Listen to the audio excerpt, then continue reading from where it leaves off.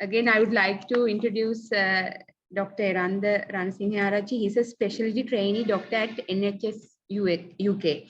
Also a proud alumni of Faculty of Medicine and Allied Sciences, Rajarata University of Sri Lanka. Over to you, Dr. Eranda. Thank you, Dr. Parami. Hope you can hear me, right? We can't hear you. Can you hear me now? Dr. Eranda, we can hear you. Okay. Perhaps Dr. Parami cannot hear you, but we all can hear you, Doctor. Okay.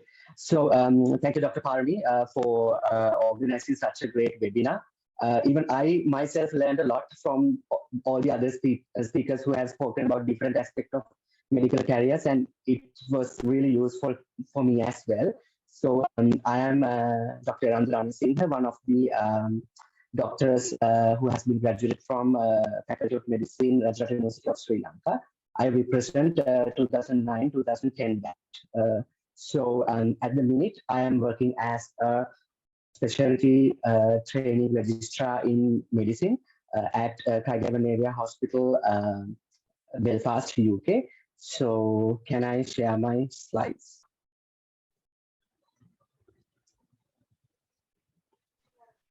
Can you see the slides now? Yeah, now it's clear. Okay, right.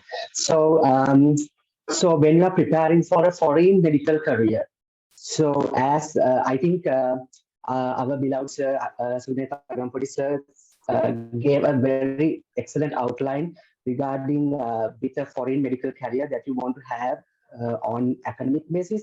You can have different kind of foreign medical careers. You can have a foreign medical career as a researcher or as an academic, which we have discussed in Agampudi sir's speech.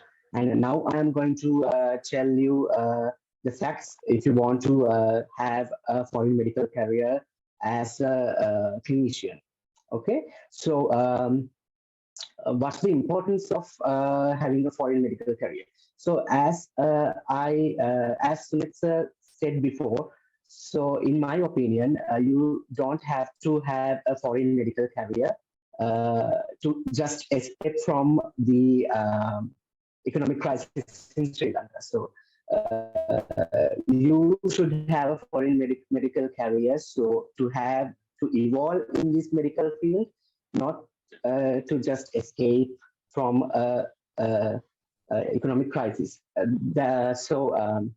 You should have a foreign medical career to get exposed to a better and sophisticated healthcare system, which is different from Sri Lanka, and you can get better training opportunities. And if you want to just mingle with different cultures, different kind of doctors, different kind of people with different kind of backgrounds, you can have a foreign medical career, and the finances comes at last. So you should have a foreign medical career to be a better doctor, not to just escape from the financial difficulty and explore around the world. So what are the myths that the Sri Lankan system do have regarding with the foreign medical career? So the first myth is that well-known medical faculties are only eligible to graduate to have a foreign medical career. So this was about like 4 or 5 years back, and when I was starting my career as an intern, so the myth we had that you can't have that type of foreign career. This is eligible for only graduates who are graduating from Colombo and Peradeniya only. There's no such thing as that. So we have several medical faculties in Sri Lanka, starting from Colombo to Batticaloa. So all of the faculties give a very good medical degree, which is recognized by the GMC in UK. So I hope Bayamba and Sabaragama universities will join to that list in future. So whatever the university, whatever the faculty you have been graduated, your degree is valid. Especially if I talk about the UK system. So there's no thing such as only the Colombo graduates, only the Peradeniya graduates can have a good foreign medical career. No, as a graduate, you also can have an excellent foreign medical career. So our university is actually ranked within the first 5,000 universities in the world, thanks to all the researchers here who have done an amazing publications and put our faculty in a very good position on the world university list. So it's become an advantage. So as a Rajrata graduate, definitely you don't have to have a fear that your degree might be a problem. There's no thing like that. And the other myth is that I had when I was starting this pathway. These pathways are not doable for Sri Lankan graduates.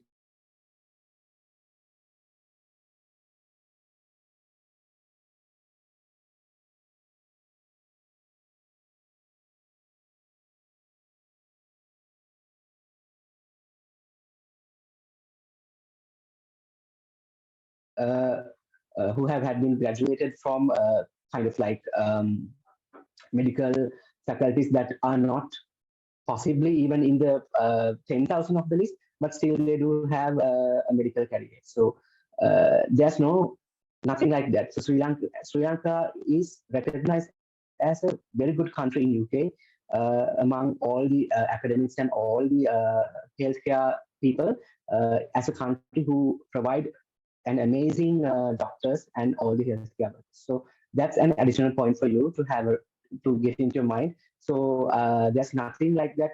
As Sri Lankans, we can't have foreign medical career. So that's a second one. The next thing is the language. Language can be a barrier, but I think in the upcoming lectures, Vehalasa will tell you how you have to be prepared for language-wise to have a foreign medical career. So I'm not going to talk about that. There can be a barrier, but we can easily overcome that. We are smarter than that. So the next myth, it actually affected me like in the initial parts of my career, because I actually wanted to have a postgraduate career in clinical field in abroad. So I was like searching for the pathways. So initially, what I learned from the other people is that you can't have such kind of a foreign medical training pathway. The only pathway that you have is to get into the Sri Lankan system via a PGIM training, and then go to foreign training, and then try to continue that. So actually, when I was like going through the internet and going through to my friends and other colleagues' experiences, I actually found that there are thousands of pathways that you can come as an immigrant to well-known countries in the world and still can have a foreign specialty training career and eventually become a consultant in the field. So it's another myth that I had to face. So I know most of the people have problems at the minute because of the current prevailing situation in the country, and I know most of the people are planning to have migration plans with foreign medical careers. So these are the popular pathways at the minute that Sri Lankans would always go for a very sophisticated and very luxurious countries in the world. So people would do, if you are planning to migrate to Australia, it would be an AMC pathway. If you really want to go to UK, it's the CAB pathway. And if you are targeting for USA or Canada, it would be a USME. So these are the popular pathways that usually the third world country doctors would follow. So I'm going to give a quick comparison of these pathways. So these are the major comparisons of CLAB, AMC, and USMLE pathways. So compared to the other pathways, CLAB pathways is much cheaper. As a third world, as a doctor from third world country, we should have to consider about the money that we are spending to the pathway aspect. So CLAB pathway is cheaper, the other pathways are actually expensive. And job offers are better in CLAB pathway, and other pathways, it's actually average. And CLAB have two exams. AMC have again 2 exams, but USMLE have 4 exams. So usually it's the average time to clear the pathway is 2 years, around 2 years for PLAB. So it's relatively less. But I heard that now the seats, that now we have like problems with booking the seats. So it will take about like 2 years at least. So to complete the AMC and USMLE pathway, it will take more time than the PLAB pathway. And so after completing your pathway, if you completed the PLAB pathway, time to get the first job is much less. You can get the job within like 8 months quicker. And if you did AMC on or USMLE, you would take some time to sort of get into your first job. So the disadvantage of the PLAB pathway is that the pay scale is relatively average. And if you completed the other pathways, you can earn better than the PLAB pathway.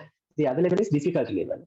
So PLAB pathway is easy relative to other pathways. And the other disadvantage in the PLAB pathway is entry into a training position. If you do AMC or PLAB, it's not that easy to get into training. But if you completed the USMLE, you can directly get sort of a trainee job. You can easily become a registrar. So although it's a long pathway, it will guide you to have sort of a specialty training. So these are the major pathways that I want to highlight, and the differences between these pathways. And so considering like, different kind of these aspects, I think considering the time of the situation in the country, most of the people will like choose the PLAB pathway. Okay, so since I'm working in UK, so I like to highlight the UK specialty training pathway. So the first thing is you have to get done with your language proficiency, which is IELTS. I think Vehala sir will give you an outline after this lecture. Then go through PLAB 1 and PLAB 2. So to clear these 2 exams, it will take around like 2 years minimum because of the gaps between the booking system and the seats. It's hard to get seats at the minute, as I heard from my other colleagues. And get your GMC registration, and you can initially do a non-training job. So and then you can enter into the core training. So and then people will do for MRCP, which is a specialty exam, specialty selection exam in UK, and get into training. So you can follow all these pattern as is shown in the diagram, but I actually skipped all the initial steps in this diagram, and I actually straight away did MRCP, and I directly came to specialty training. So after coming here only, I knew the fact that I am the first trainee doctor who has been selected for UK specialty training from my university, which made me proud. So it's not just a journey that I did alone. So thanks to all the professors and all the researchers who kept our university in a good rank. Because of that, I actually got that opportunity. So I told you that you can do either MRCP or PLAB. PLAB, if you do PLAB, you can get a non-trainee job, just a MO job.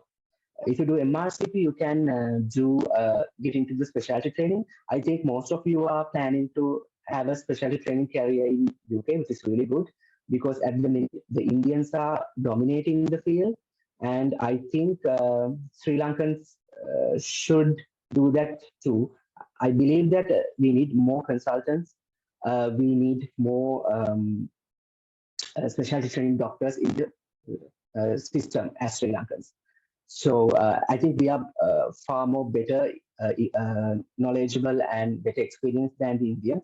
So I think most of you should follow either one of these pathways. I would love to have you here.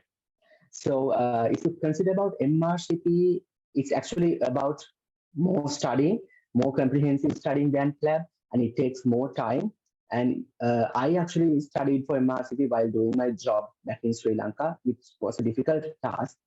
But it's doable actually.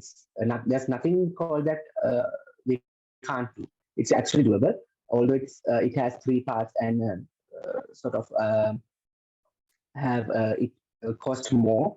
We can actually do that. So what exactly after the exam? What happens after the exams?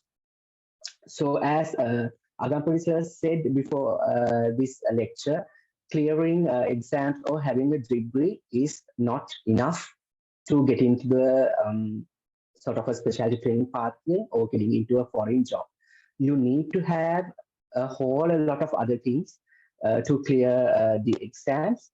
So apart from the exams, what you really need to focus on these points. You should have a good career profile. So there shouldn't be any unreasonable gaps in your career. So make sure that since you are starting the internship, do your internship properly in Sri Lankan system. So Sri Lankan internship is world recognized. And if you tell someone that you have done your internship in Sri Lanka, it will give an additional point because everybody knows that the internship in Sri Lanka is super hard and it's really recognizable in the international arena. So you should have a good career profile without any unreasonable gaps in your career. I know there are female doctors here who would have to have a maternity leave. That's okay. It's a reasonable career gap, but none of you should have an unreasonable gap in your career. So if you have gaps in your career, it will be a problem if you're like planning to apply for jobs here. And the third thing is the most important thing. It's research work and oral presentations. So even myself, I am actually very poor in research work. So luckily I had a very good research, which I did when I was a medical student, which cleared my pathway to have a specialty training registrar job. So they definitely look for research work. I still consider that it's one of the deficient part in my career, so I should engage with more research work as well. I would suggest every one of you should do research and engage in research work. You can do it in cooperation with our faculty, or if you have any researchers in your medical units that you are going to work in the future, you can cooperate with them as well. And try to do much oral presentations as well. I know when you are going to the hospital, you will be distributed to hospitals in soon, and these hospitals have annual academic sessions. Try to do an oral presentation with regarding with that. It will give you additional points to your CV and teaching experience. So I know most of the doctors here have become DMOs in the faculties, which is a really good thing, and it carry additional points in teaching experiences. So try to have a good teaching experiences in your profile. As Anjana said before, you should. It's really beneficial, and it will add like enormous amount of points if you have a teaching experience back in your home country. I really did had actually, so it gave me additional points. And do audits and publications. So when you go into in future, you'll be definitely going into the hospitals and do audits with your seniors in your hospital and do publications. So there are registrars and SRs. There will be registrars and senior registrars in your hospitals, and they just cooperate with them and help them and to get done with the publications. They usually do audits and publications in the hospitals, so you can get together with them as well. And last but not least, have some extra curricular profile as well. So in UK specialty training, they just don't consider a person who having excellent background, academic background.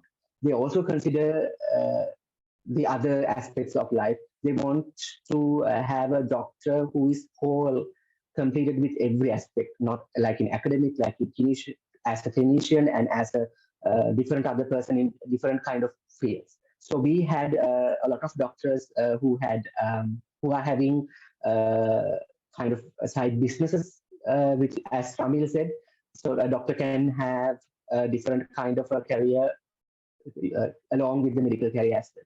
That will again add you more points in your CV, and try to have some extracurricular activities, maybe sports, maybe other things. I really did had, so I carried maximum point for that part as well. So these are the things that you need to focus if you are planning to have a foreign medical career. Okay, so since the budding doctors, since all you are the budding doctors who will be starting the internship and your medical career soon, what you need to do is plan your career by now. I really did plan my career before starting the internship. I actually planned my career like two-year career. I had a 2-year career plan. So try to do your internship. If you really want to get into your UK specialty training, UK clinical sort of a job, it's better if you can have your internship in a teaching hospital, wherever, not like Colombo, maybe in Jaffna, maybe that or anywhere. Try to have your internship in a teaching hospital. It's an added advantage on your CV and the recruitment process. They give priorities for the doctors who have their internship in a teaching hospital. And during your internship, just get your all the competencies done. Just don't get away from the internship for the sake of the completion. Just do your things and get the competencies. Do your procedures, do your all ABGs and other stuff, board management, everything. Do thoroughly. Do it with a passion. So I did my internship in Sri Jayawardena General Hospital. So it was a very good environment, and I really did my internship well there. So, and after that, the best part comes. After internship, we become RHOs. So in my time, our main goal was to like get away with everything and get relaxed, get away from the system and just chill and just relax. But do not waste your RHO period. So it's just get a good appointment in your RHO period. Like luckily, I had a more cardiology appointment and MOCCU appointment during my RHO period, which was really good, and it added a very good marks for my CV, which I applied to here in UK specialty training. So just do not waste your RHO period. Just have a good appointment. Have a good sort of appointment rather than going for like some sort of a relaxed unit. Even though it can be like really hectic, just do on calls in your RHO period. Do prepare for your exams during that period. Do audits with your registrars and senior registrars. Do research stuff with your registrars and senior registrars. So the RHO period is the only period that you can do all of them together. So I recommend you to have a good RHO period. So then we become post interns. So try to be in major hospitals. I would suggest if you want to have a career in foreign as a targeting to be a consultant here, just have to have a good post intern appointment as well, because when you're applying for the jobs here, they just ask everything starting from the internship. Which hospital you did the internship? Is it a teaching hospital or not? Which hospital you did the post internship? Which hospital, if so, which unit? Is it a teaching hospital? So they require every detail. So try to be in major hospitals. It should be actually. We know for the fact that all of us can't be in teaching hospitals as post internists. Try to be at least in a base hospital. So it is recognized in sort of as a good place to have a good career. So try to have good experience in good units. As my post intern, I actually had more post in intensive care, so it added another points to my career as well. Try to have your more post in ETU, intensive care, anesthesia. This will add major points to your career. So these are the parts I just wanted to highlight. I know you might be having a lot of questions regarding with this, and I'm quite active in social media. You can contact me on social media as well. I would love to help. And if you need any help, just put a message. My response time will be differ depending on the time gap. But if I saw them, if I see them, I'll definitely get back to you. Over to you, Dr. Parham. Dr. Eranda. Dr. Yes. Eranda. Dr. Eranda, thank you so much for your valuable presentation. And actually, he has joined from United Kingdom with during his rotations in the hospital too. So, Dr. Eranda, I think there are some questions directed to you regarding UK specialty training. Is it essential to complete internship to sit for the PLAB? Do you like to No, answer it first, Dr. Eranda? Yes, you can hear me, right, Parami? We cannot hear you, Dr. Eranda. Can you hear me now? Yes, we can hear. So, for the PLAB pathway, you don't have to complete the internship. Without internship, also you can complete PLAB and do internship here. But I would recommend you to have internship in Sri Lanka because it is an additional advantage. So do your internship. If I were you, I would do internship back in Sri Lanka and then do the PLAB, and it will be additional advantage. Another two questions, Dr. Eranda. What are the ways to find vacancies in UK hospitals? And the last one about the pathways to be a consultant in UK after migrating via MRCP skipping PLAB. Okay, so the job job hunting is not that easy, but there are two sort of different kind of platforms that we can search for jobs. As Agampudi said before, there are jobs in international, especially in UK.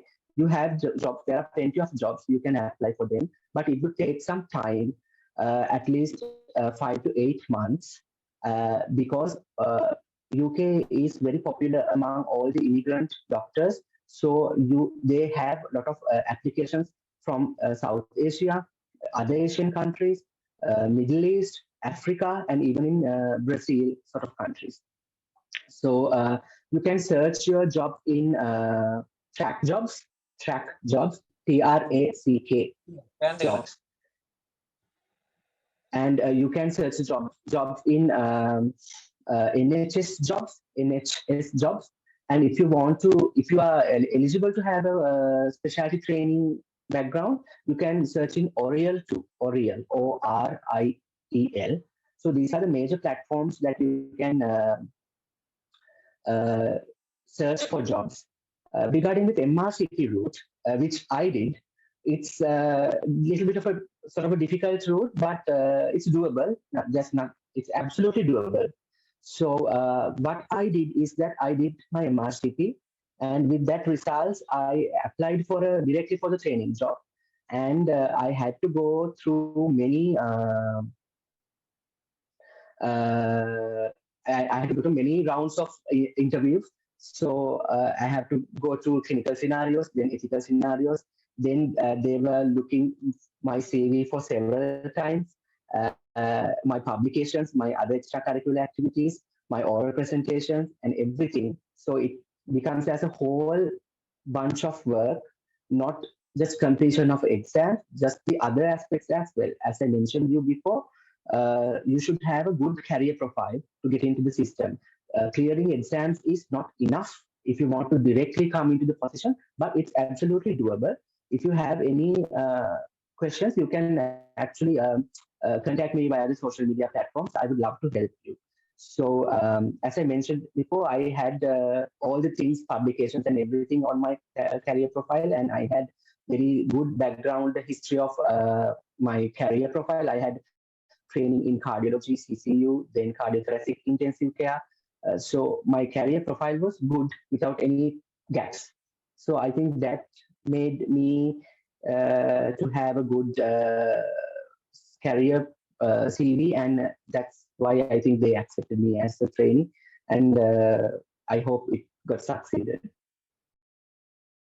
Thank you, Dr. Any other Eranda. questions? There are two more questions, but Eranda, due to the time concerns, can you please add your answers in the chat? Sure, Thank you so much I will add. for today's Yeah, session. no problem. It is a great pleasure to have you in our program as a proud alumni also. So we will be moving to the next short session by Dr. Aruna Shantha. He has recently passed through the MRCS, membership in Royal College of Surgeons exam recent. So he has some tips to share with the medical graduates of our faculty. So Dr. Aruna, do you have any slides to share? Yes, Parmi. Yes, you can share them now. Okay, thank you. Okay, thank you, Parmi, to invite me this lecture series. So my dear friend Dr. Eranda yes, he's discussed everything regarding this pathways. So I have some different pathways than the Dr. Eranda's pathways. So this is MRCS pathways. So I will give you quick overview regarding the MRCS pathways. General Medical Councils is the medical councils in the UK, and it is this registration of the GMC is needed for the taking the job opportunities in the UK. So, and then NHS we call the National Health Service, and it is the major health service available in the UK. So it is I will take some figures from the internet, and it shows the how many numbers of doctors are available in the UK and how much vacancy rate are available in the NHS doctors. So there is a lot of opportunities available for the Sri Lankan doctors as also. So take the GMC registration. There is a main four pathways. So Dr. Eranda already said this lab test pathway. Other thing is sponsorship, and other thing is approval, postgraduate qualification, and fourth one is the specialized registration. So as well as Dr. Eranda, I will also follow this third one, approved postgraduate qualification pathway. So there is two main categories in the approved postgraduate qualification.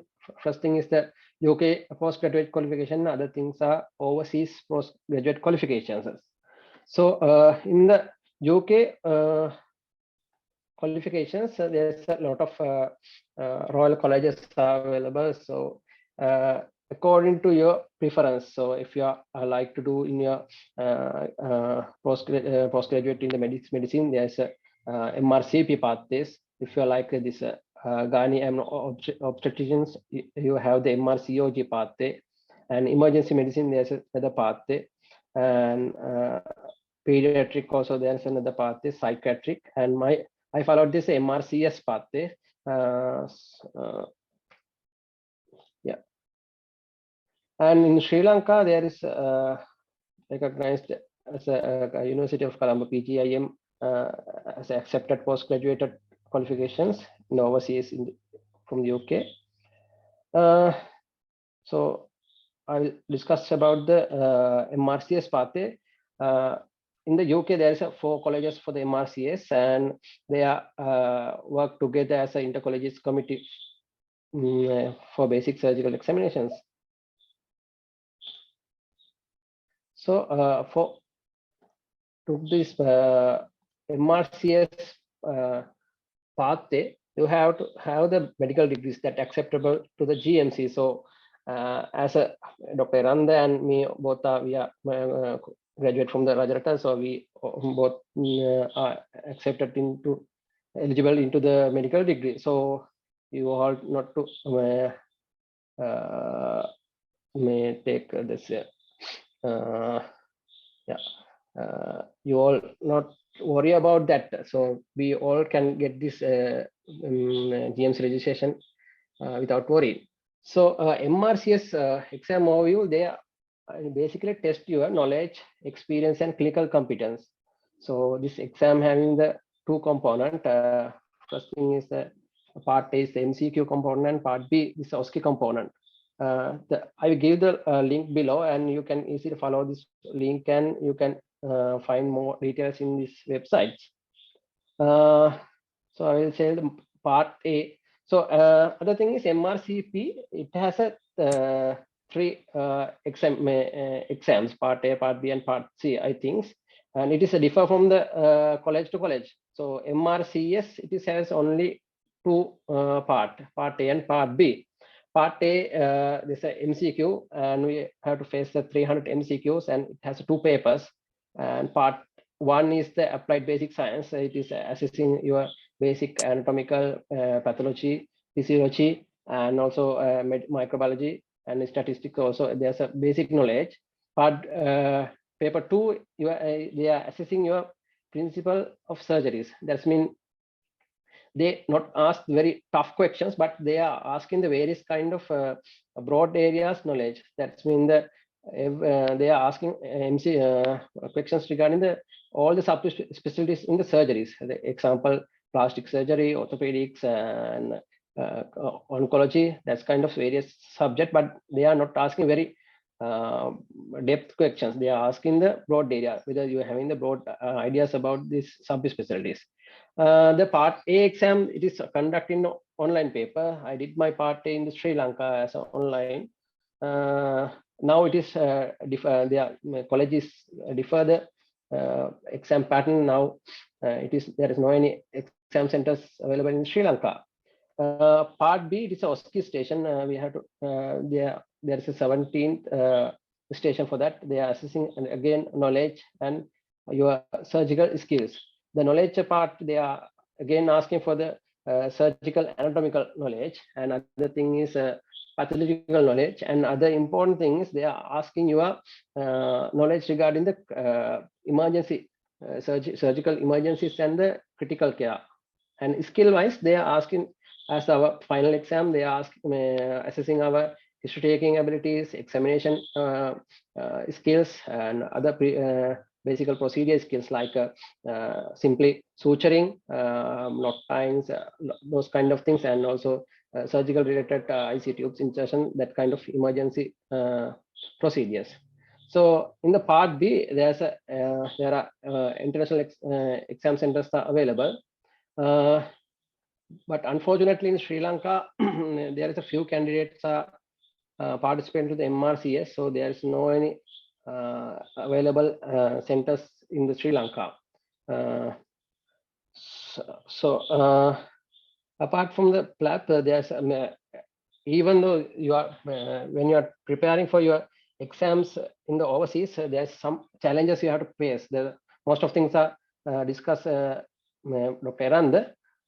First thing is the expenses, and other thing is this MRCS pathway. There is a few candidates. It is difficult to find the exam centers, and other thing is the time management with your routing jobs. So this is a roughly cost around the part A and part B. It is differ from the MRCP or MRCOG pathways. This is the MRCS pathway. Finding exam centers, there's a lot of Asian countries available. I did my part B in the Malaysia. Other than that, there is Indian exam centers and nearby countries exam centers available. And time management. So in my personal opinion, I spent at 4 months preparation time for the part A, and this part B is 6 months. It is differ from your leisure times and your time management. So I'm middle of this pathway to take the GMC registration. At the moment, I passed the MRCS and I'm preparing for my English proficiency exams, and near future I hope to take the GMC registration. So that's the things I have. I quickly go through these lectures, and that's the things I have to share. If someone willing to do their postgraduate in the overseas as a surgical field, my email address is below, so you can easily email me, or you can take my numbers from the Dr. Parmian. I will guide you, and we can help you. Thank you very much. Okay, thank you so much, Dr. Aruna. So now we are with the time concerns. We are